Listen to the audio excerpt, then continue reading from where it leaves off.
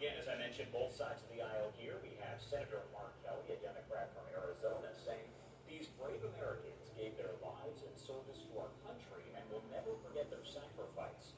I'm praying for the other service members who are missing or injured and for the safety of our troops.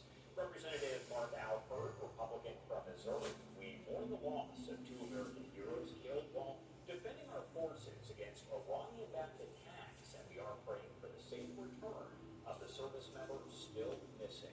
This is a stark reminder of the threats our troops face every day. America must stand strong, support our military without hesitation, and hold our enemies accountable. Leslie and I pray with the families, the injured, and every single service member standing watch today. Representative Don Davis, Democrat from North Carolina, we mourn two brave U.S. service members who gave their lives while defending against an Iranian missile and drone attack on a U.S. base in Jordan. Our hearts are with the families, loved ones, and fellow service members of the fallen and missing, and with every member of our armed forces serving around the world. May God comfort those who grieve, watch over those who stand in harm's way, grant strength to all who serve, and continue to bless the United States of America. Again, this reaction coming in from all sides of the aisle here as we continue to follow the latest and work to learn more about those brave teams, U.S. members who died, and the one at this point who still remains missing.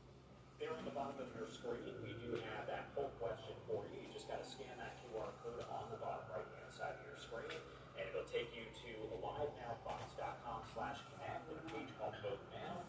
Essentially, should the U.S. continue strikes on Iran? An overwhelming 92% of you out there say yes, and just 8% say no. And I'm looking right now to see exactly how many people have voted. There's about 400 or so votes, so make sure to have your voice. I'm tired of hearing Fat Anthony all day, fucking Fat Albert. Want to make sure you have a chance to scan that QR code or go to livenowfox.com/connect. We are going to head to a quick break here on the East Coast and 227 on the West Coast. You're watching Live Now from Fox. We'll be right back.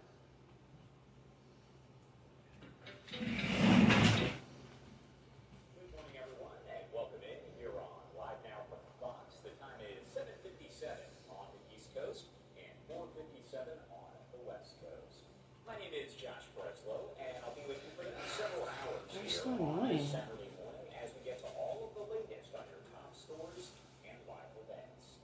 Right now, you can see there on the right-hand side of your screen a live look over Tel Aviv, Israel, as we know that sirens have been sounding once again with attacks, including a missile that struck a kindergarten a bit earlier on today in the central part of Israel. We'll have much more on that coming up in just a bit. But I do want to get you to some breaking news that we are following out of all of this here, and that includes the situation at Diego Garcia, where Iran claims to have fired two ballistic missiles at the U.S.-UK military base there, Diego Garcia, saying that it shows, quote, the range of Iran's missiles is beyond what the enemy had previously imagined. Now, the Wall Street Journal reports that one of the missiles failed, and a U.S. warship fired at the other with a total of 0 missiles actually striking that base. Now, if you're not too familiar, Diego Garcia is about 2,500 miles from Iran, which is double the range that Iran's foreign minister claimed that its ballistic missiles had just last month. Again, important to note, the missiles did not actually hit the base. Right there on your screen, you're looking at a post from Fox and Friends and from our buddy Lucas Tomlinson, who said, breaking, Iran reportedly fired two missiles toward Diego Maybe from Garcia, like up a here?